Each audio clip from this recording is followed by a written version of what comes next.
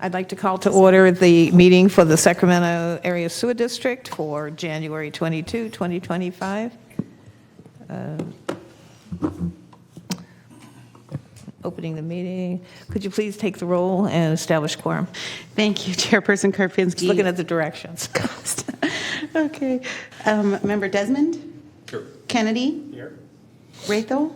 Here. Robles? Present. Rodriguez? Here. Cerna? Here. Villegas? Here. Karpinski Costa? Present. And Pluckybomb. Here. And you have a quorum. Thank you. Would you join me in the pledge, please? Hand over heart. I pledge allegiance to the flag of the United States of America and to the republic for which it stands, one nation, under God, indivisible, with liberty and justice for all.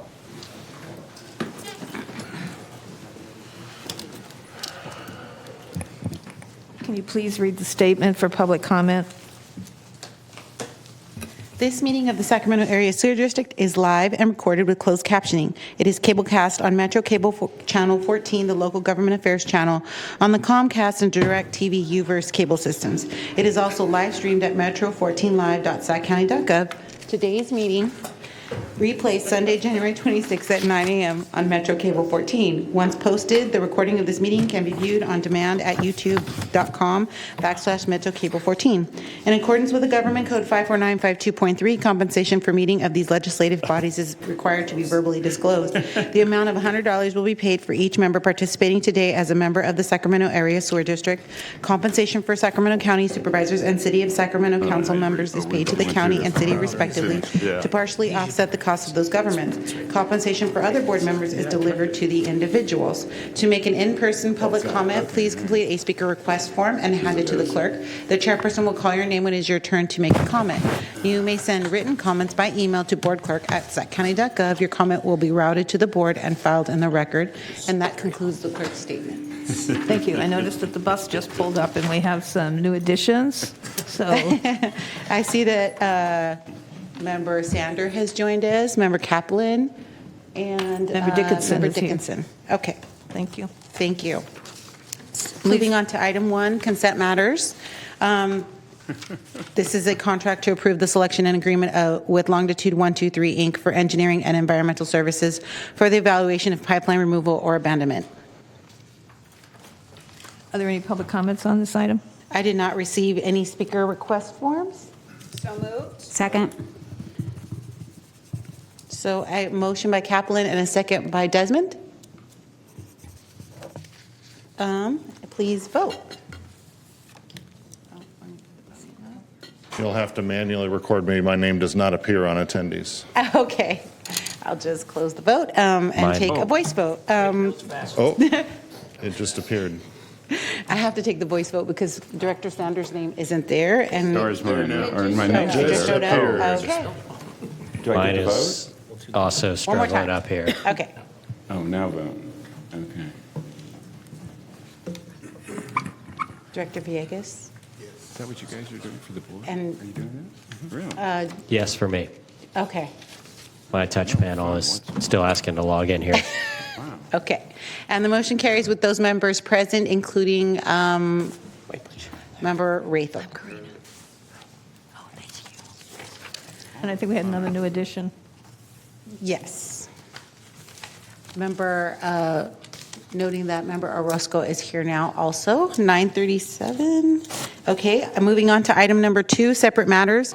This is resolutions of necessity authorizing eminent domain action to acquire real property interest for the Harvest Water Elk Grove Transmission Pipeline Project from Rainin and Bardis LLC.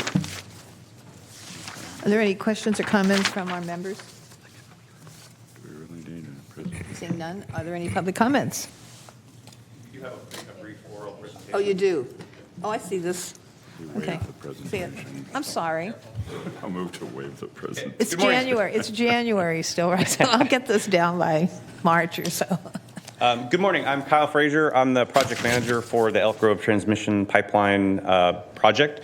So I wanted to give the board a brief overview of the project, the interests that we're seeking, and the reasons why the resolution of necessity is necessary for the project.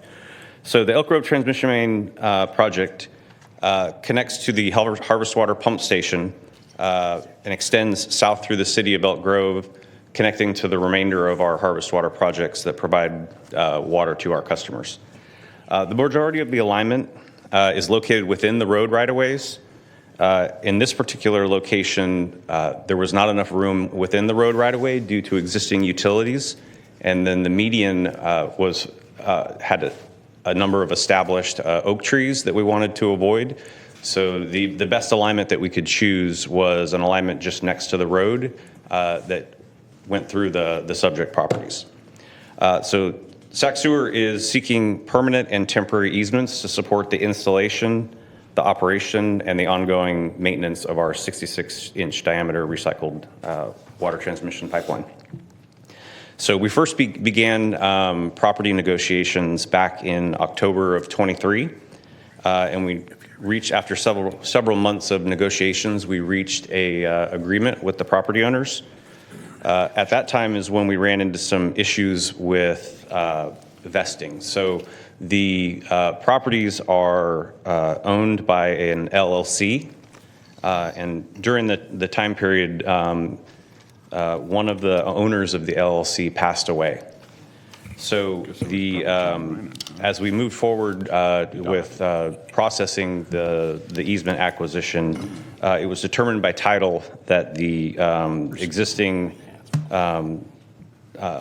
trust and Hegstead petition did not allow sufficient interest in the property to be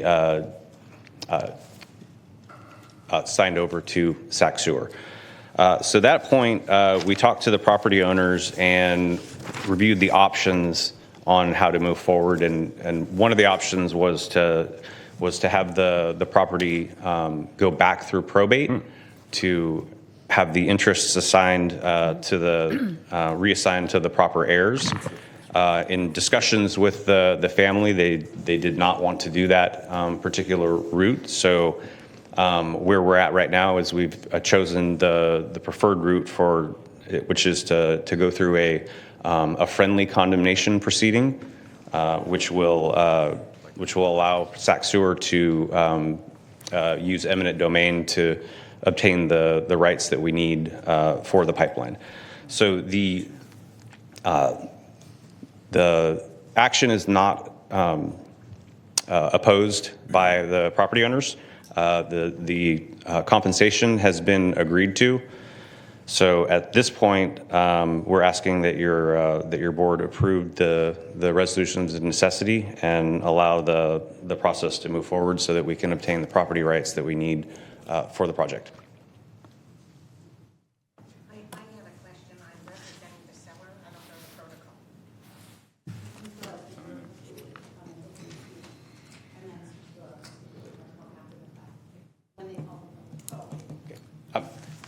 Are there any questions?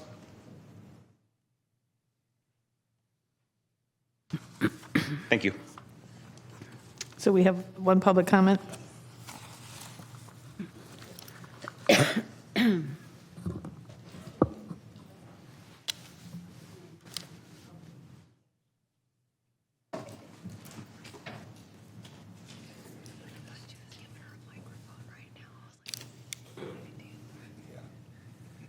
Good morning. I'm Lori Rispoli, and I work for Ryan and Vardis Homes. And the gentleman is correct. This was how this came about. But I do have a question regarding the property taxes. It would have been our preference that these properties were taken in fee title by the county, but they didn't want to do that. So they're going to remain in the name of Ryan and Vardis. And these entities were terminated in 2010 because they were no longer viable. These are remnant properties from an Elk Grove Meadows project that was developed over 20 years ago. But there are some small property taxes bills coming. However, we hadn't been receiving them because we moved offices a couple of times since these properties were developed. And I spoke to the tax default section recently, and one of the bills is probably going to go to tax sale next year for non-payment. The amount to clear is $35.88, and had we gone through escrow, we would have taken care of that. But we didn't go through escrow for the reasons that that gentleman mentioned. So my question is, whose responsibility is it to pay these back taxes? And if the county had taken fee title, I believe the tax bills would have ceased to be issued because the property would have been in the name of the county. But they're only taking an easement, so they're remaining in the name of Rhinan and Bartis. So should the property go to tax sale, I'm wondering if that back amount is going to be forgiven by the tax collector, and what happens going forward with tax bills. And if this does go to tax sale, would the county purchase it at that time? Does,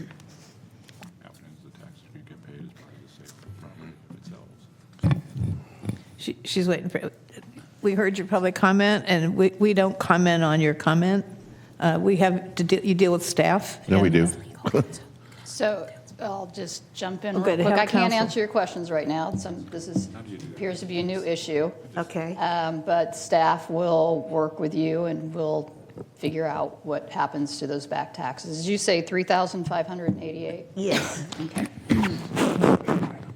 Okay. And if it goes to tax sale, then what? That's my other I question. can't even Yeah. give advice at this point. And Okay. this is the sewer district, so the sewer district wouldn't be selling your property, the county would. So we would need to look into what exactly has happened with these back taxes not being paid. Okay, thank you.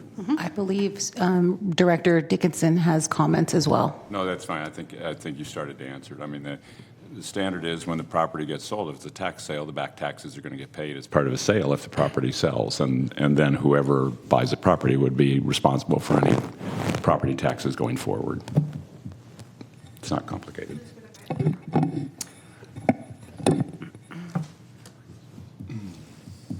Okay, so this is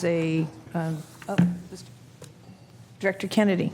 Thank you, Madam Chair. Just as a point of order, this wasn't an item that was on, an item not on the agenda. This is actually an agendized item, and the property seller was here, so we actually can answer her questions and enter into a dialogue with her. There's absolutely nothing prohibiting that. Okay, thank you. Any other questions or comments? I'm comfortable. I know Supervisor, actually, am I missing Supervisor Hume? He's not here, but Robles, is this your area in Elk Grove?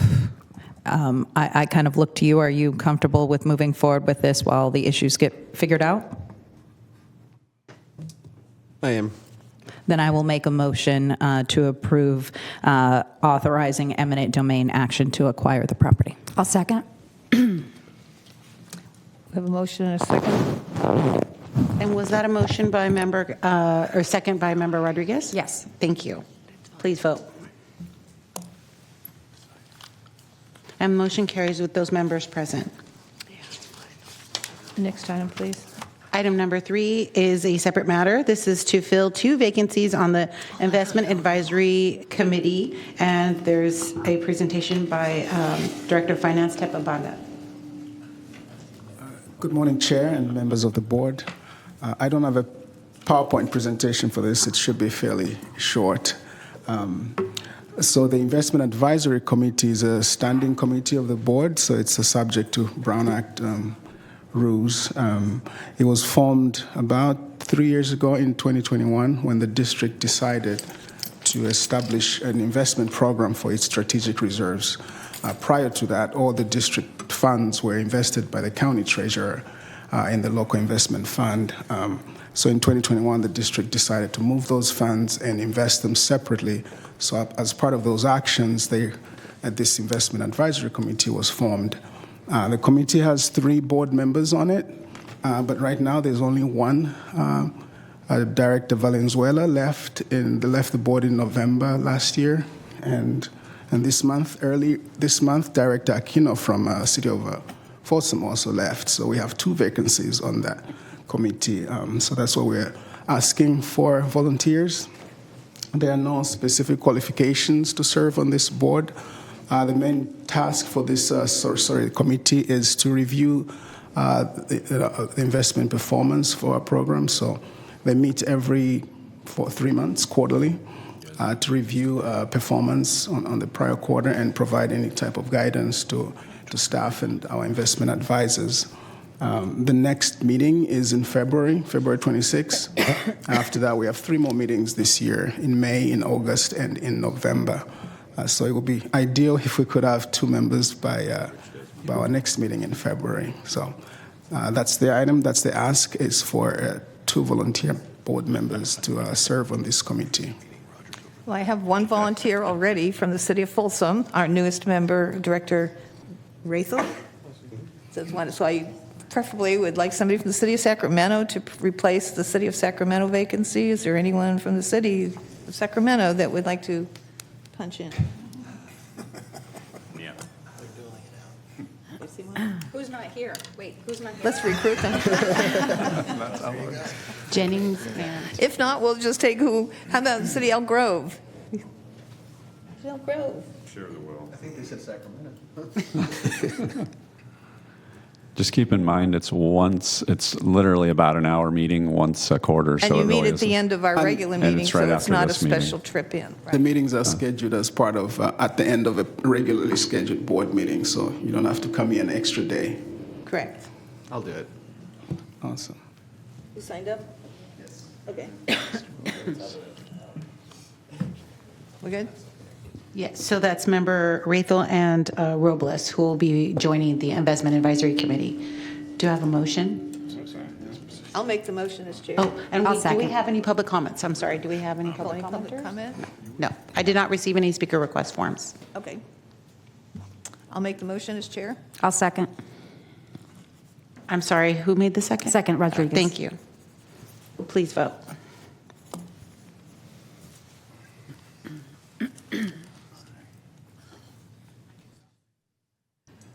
Unanimous vote with those members present. Thank you. Moving on to item 4, one of your separate matters is Inflation Reduction Act funding and construction activities update for the biogeneration facilities project. Good morning. Can you cue the presentation for item 4, please?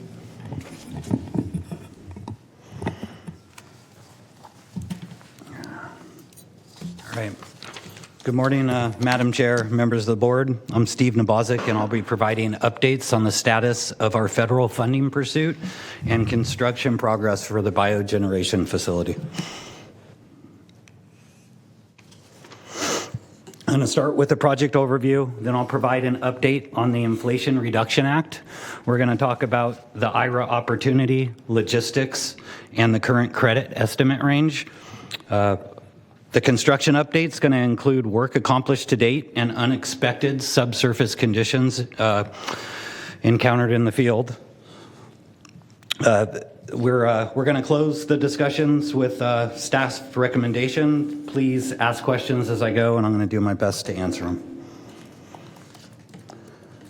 So the biogeneration facility project will include 13.4 megawatts of total installed capacity and consume all our biogas that we generate on site to produce renewable heat and power for the Echo Water Resource Recovery Facility. The 13.4 megawatts of installed capacity are going to be brought by 4 2.65 megawatt internal combustion engines and 1 2.8 megawatt fuel cell. We are also going to have the future hydrogen capability through the fuel cell trigeneration. The project also includes gas conditioning, engine exhaust treatment, heat recovery systems, electrical equipment and controls, a building and a boiler. Another unique aspect of this project is it's the first time we've gone out and done a project labor agreement, and that specifies how labor is going to be provided throughout the project. And I'm also going to point out at this point that the design build portion of our agreement is approximately $130 million. Substantial completion for this project when we start it up is currently scheduled in July of 2026. So that's what we're working for. Through the chair, a question. Yeah. Since Yes. you kindly invited it. Absolutely. Well, is there a reason why we're looking at that particular image for that particular slide? Isn't that, if I recall correctly, that's the bird screen, is it not? This is, we'll do better. I'll get some more specific. We weren't far enough along in construction, but to have really good pictures. Look at these as any of these pictures not directly related to Biogen will be something that Biogen is powering once it turns on. But you are correct. This is not directly. This is. We can find some better pictures. So this location where this part of our plant is, or this element of the plant is, that's not necessarily where any of the Biogen equipment will be located, or is it? No, it's not. The Biogen equipment will be located directly north of the digesters. Got it. Thank you. All right. So the Inflation Reduction Act, or IRA opportunity. IRA allows, sorry, let me catch you up. IRA allows tax-exempt agencies like SacSewer to directly participate in qualifying renewable energy projects. It was announced during Biogen's development, and staff acted quickly to ensure that the project contract requirements aligned with new program rules for the combined heat and power systems. We were already doing the right project, so alignment involves doing it the right way. And when I say we were already doing the right project, I mean the combined heat and power systems are eligible systems in the IRA funding guidance. And the two energy properties that we're using to make our eligible system are also eligible energy properties. That's the internal combustion engine and the fuel cell. So the last part is making sure that we're doing this the right way.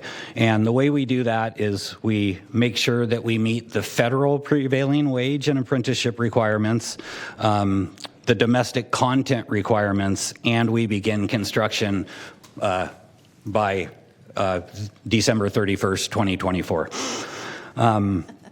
As far as the prevailing wage and apprenticeship requirements, we got to pay prevailing wage. We do that, and we're good at it. So there shouldn't be any issues there. As far as the apprenticeship requirement, the federal requirement built into IRA is 15% apprenticeship participation by hours. We need to show good faith efforts that we're trying to meet that, and if we don't, the good faith efforts will be enough to meet that burden. Domestic content requirements, it's 100% of structural steel has to be made in the USA, and 40% of manufactured products have to be USA. Beginning of construction by the end of 2024, IRA does continue on with additional phasing cycles, but we wanted to be able to blend a natural gas. It's really going to help us with the operability and kind of the long-term resiliency of this project as we go forward in the next couple of decades. So that's why that start date was really important to us. It's an important aspect of this project. As far as the IRA logistics, IRA provides direct payment as a tax credit that's paid after the project is complete. As I mentioned at the beginning, we anticipate project to be complete in July of 2026, so our application and payment is expected in 2027.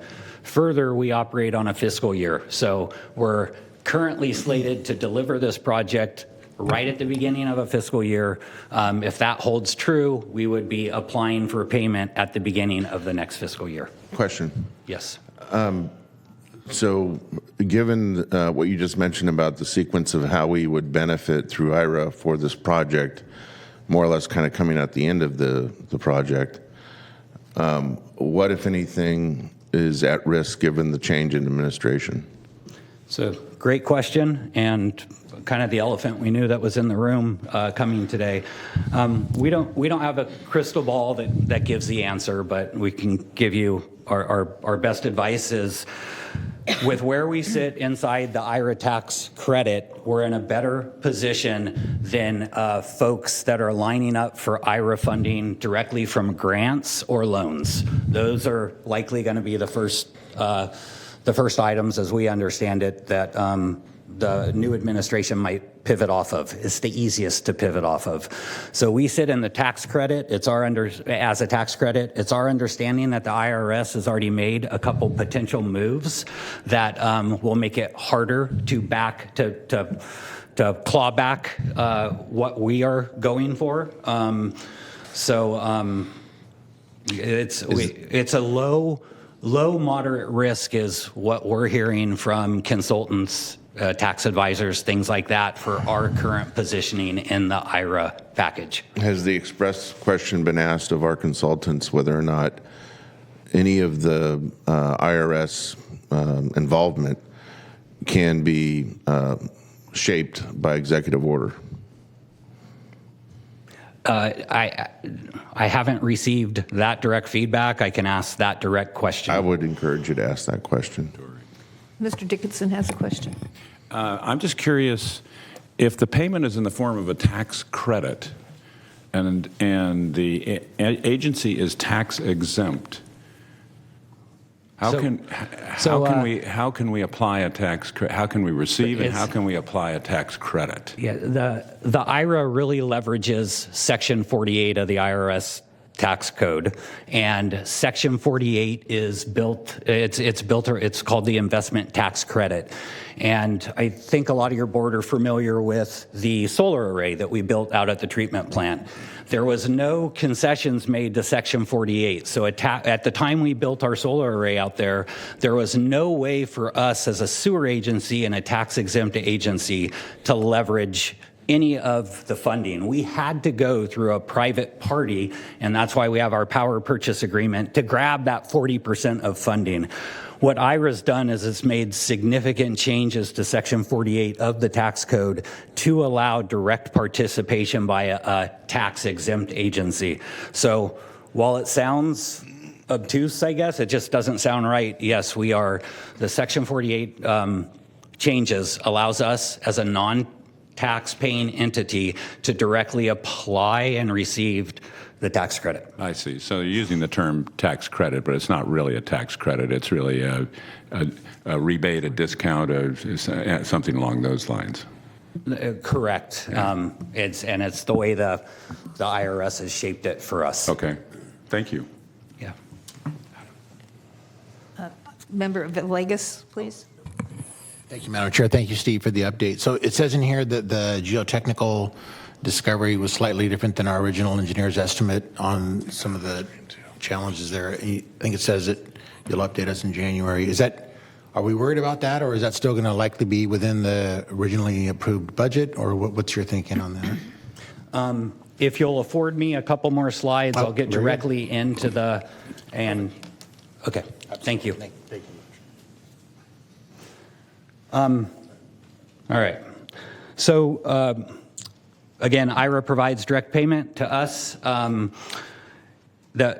current focus is to deliver this project in accordance with the requirements and establish and maintain our eligibility.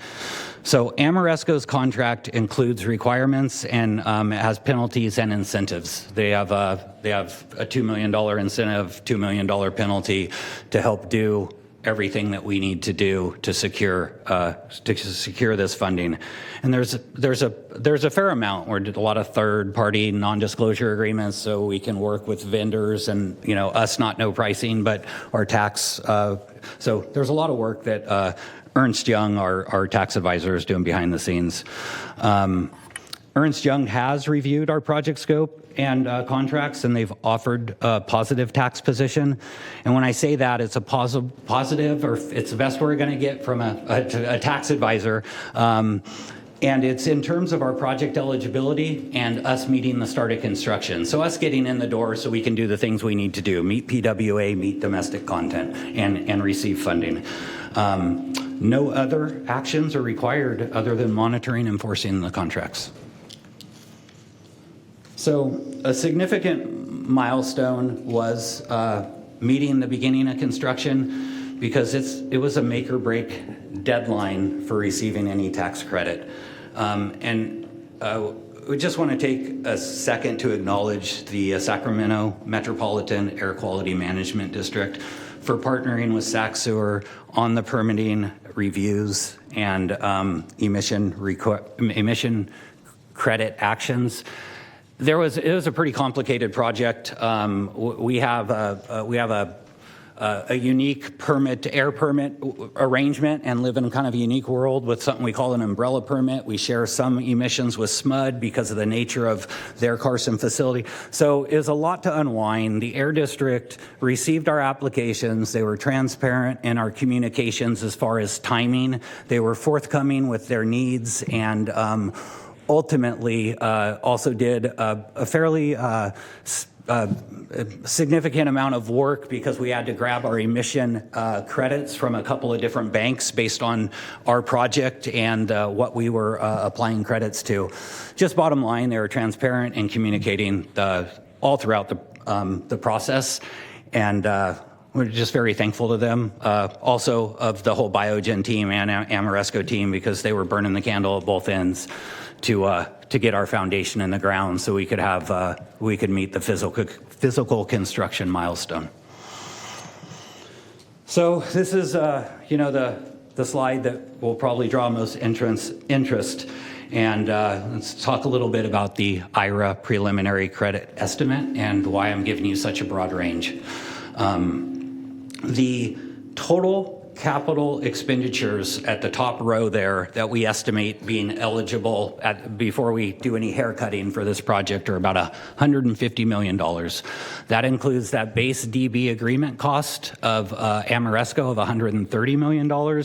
It also includes our owner advisor contract with Brown and Caldwell. It includes our inspection oversight by CMID, Construction Management and Inspection Division.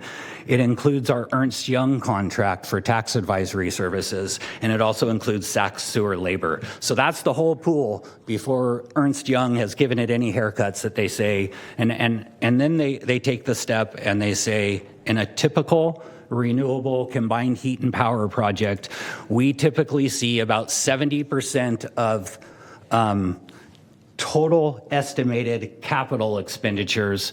They see about 76% turn into eligible cost that apply directly to the rebate. Our schedule of values for this project is a little bit different than ones they've seen set up. So they've given us a little bit broader range. They're giving us a low and a high end estimate. So let's focus on the high end estimate. If you go to the right hand column, at high end, they think we'll get about a 15% haircut, and 85% of those funds would be directly eligible. So that's the $127 million. We're looking at prevailing wage and apprenticeship credit of about 30% or $38 million. We're looking to obtain a domestic content credit of 10% or about $12.7 million. So that high end estimate is at about $50.8 million.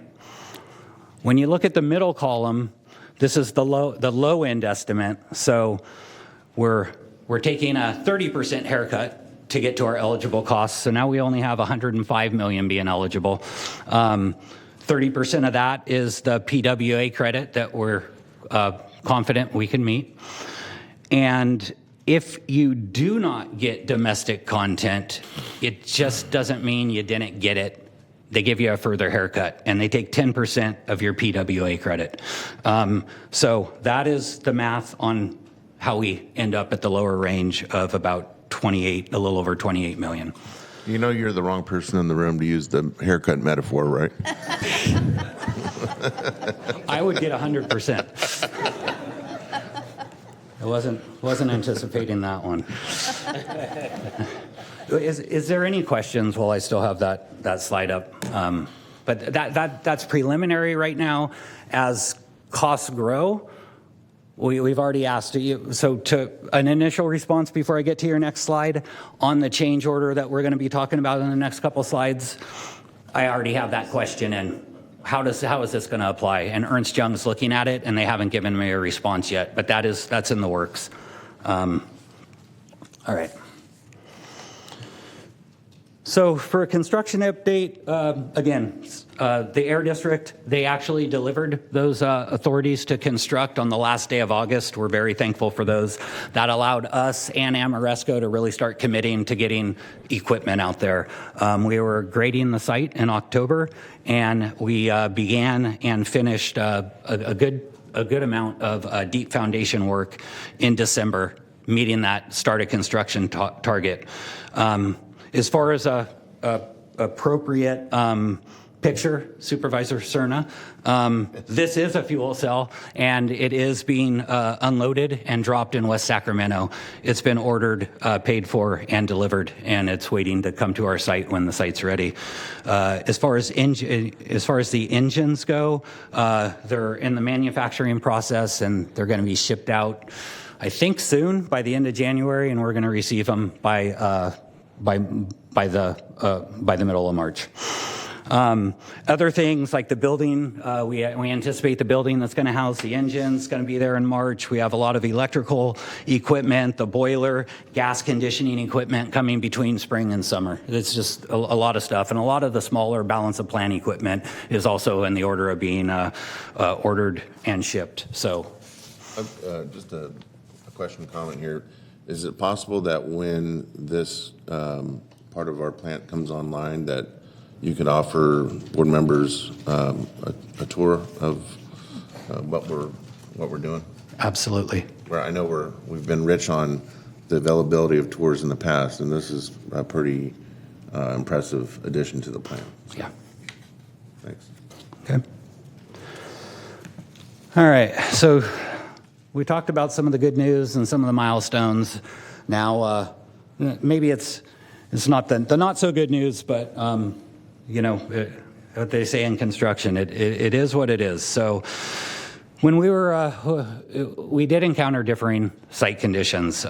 Liquefiable soils were encountered during Amoresco's subsurface exploration. The conditions weren't expected or observed in previous work. We have a lot of work out there. We have work all over our property. We don't have anything in any of the nearby adjoining sites or on that site that would lead us to think that deep foundations were needed. But Amoresco was required to go out and do their own due diligence because they're going to be the geotech of record that's going to be signing off on this. They encountered a layer of liquefiable soils. Some of the geologists and geotechs working on the site, both for Amoresco and our owner advisor that has fact-checked their work, seem to think it might be one of the old creeks before it was channelized, be it Morrison or Laguna Creek, that kind of meanders through our property, and they've been channelized since. But we definitely picked up a lens of liquefiable soil, and it's something that we have to deal with. So, to that end, the Biogen Change Management Board has been established. The original contingency approved by the board, which was 4%, amounted to about $5.5 million. For the whole changeover, we're getting to that magnitude. So what we're trying to do right now is tally up all the costs. We wanted to let you know about it while we're here. We're trying to get the full dollar value, and we are planning to come back to your board as soon as possible to talk to the specifics of the magnitude on the monetary end of the change order. Do we know the lateral length of the lens? In other words, do we know whether or not that lens could affect other future construction projects that require deep piling? We're kind of built out in the area, so our other projects in the area have not encountered that yet. And we were in kind of a unique situation, and it all kind of comes back to IRA. We had the Inflation Reduction Act and that funding and that start of construction date. So if the IRA funding was not on the table, there is potentially a world where we further define this area and spend time, or we maybe do some in situ remediation, deep soil mixing, things like that. just a lot of money to let go, the IRA money, and we really needed to hit that construction target. So we really weighed heavily on our owner advisor Geotech backing and challenging, but ultimately backing what Ameresco's Geotech designer put together. So future projects, we're definitely going to be looking for it. You know, there is vacancy on the east side where a future digester, if we go that route in our solids, infrastructure, would be sitting on, and it'd be pretty logical for us to do a little bit additional subsurface exploration in advance of using some of the vacant sites in that area to directly answer your question. I'm kind of sorry I appreciate it. Probably provided more than what you wanted.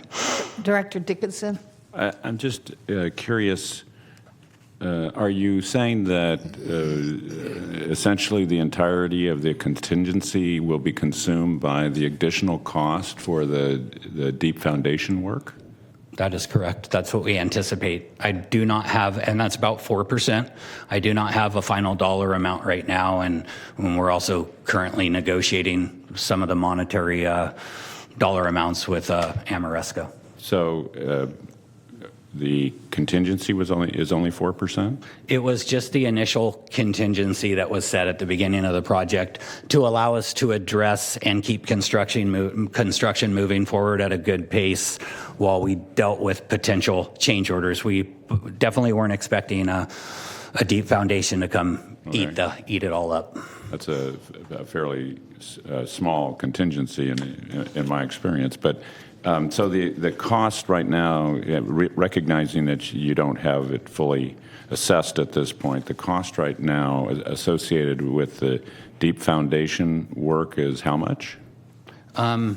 It's on the order of that $5.5 million. So there are some known costs we have right now that total about that get us up to about $4 million, and then there's a chunk of costs that we're currently working through to get the full scope, and that last chunk that we're trying to get a kind of final pricing on to share with your board and take the next appropriate steps. That's hopefully forthcoming in the next 2 to 4 weeks. Okay, thank you. Yes. Do all those increases that you're anticipating change our tax credits columns? That is a question we have to the tax advisors as soon as we got wind of this change order, and they owe us feedback on how a change order that supports energy properties that are approved engines, inside this building, how that change order will, if the whole thing gets added to our total eligible costs. That's what we're advocating for. That's what I expect from a common sense approach, but it's IRS tax code, so we're going to wait for Ernst & Young to give us advice.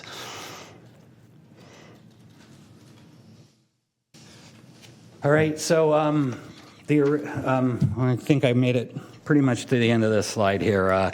We'll return to your board with the full extent of the change once it's been determined, and we hope we're back, March, April. I don't know exactly what the board timing and I don't know exactly which one it will be. Any other questions or comments from our board? So just I'll wind it up. Our recommendation is to receive and file this presentation and let us return to your board with more information on that change order as soon as possible. And if there are more questions, I'm happy to take those. Currently not. Is there any public comment? I do not have any public speaker request form. So this is just information only, receive and file, so no vote needed? Yes, ma'am. Thank you. Thank you. Watch out for those haircuts, though. Moving on to separate matter number 5. This is miscellaneous director and district engineer matters. I'll go ahead and start. Just real quick, February 26th is our next board meeting, so we don't have the first one in February. And have one more introduction of an employee who is one of our section managers, wanted to share with you today. This is Deborah Celestri. She is the Environmental Health and Safety Manager out at the Echo Water Resource Recovery Facility. Deborah began her career as a firefighter EMT, and she was hired as a safety consultant with our Construction Management and Inspection Division back in 1996. So if you do the math on that, she's been out at our facility in one capacity or another for, let's see, that would be about 28 years, so 28, 29 years. And she was hired by Sac-Sewer in 2000 and promoted to manager in 2006. Deborah is responsible for the Echo Water Facilities safety program and also provided oversight for the Echo Water project. We had the owner-controlled insurance program, and she was heavily involved in that. Deborah and her staff are passionate about maintaining a safe and health work environment for Sac-Sewer. Deborah and her staff's efforts have allowed the Echo Water facility to recently be awarded CWEA, that's the California Water Environment Association, their Sacramento Area Section Safety Plant of the Year winner for 2024. So we're actually in February going to an award ceremony to pick up that piece of hardware. So thank you very much, Deborah. And that's all I have. Well, speaking of pieces of hardware, we did pick up our Opal Award from the American Society of Civil Engineers in San Diego last week, and Mr. Lundy proudly represented us, and I was there, and I was proudly representing us. So I kind of very proud of that for our ECHO project. And that was the one that, of course, was originally scheduled to be in Florida, and the hurricane happened at that point in We time. got the silver, but I thought we were better than the gold, but yeah. Yes, the gold It's still better award- than thank you for coming. The gold award the project was pretty impressive, though. It was definitely a worthy opponent. It's a bridge in Los Angeles, had a lot of historical context, had parks and bike ramps and all kinds of arches. So we were joking about we'll need to put more arches and things in our next Echo Water project. Okay, so anyway, is that it for you? Yes. Moving on to item number 6, this is comments from the public on issues not on the posted agenda, and I do not have any speaker request forms. Looks like we have no miscellaneous items. No, we do not. And if there's nothing else, then we are adjourned.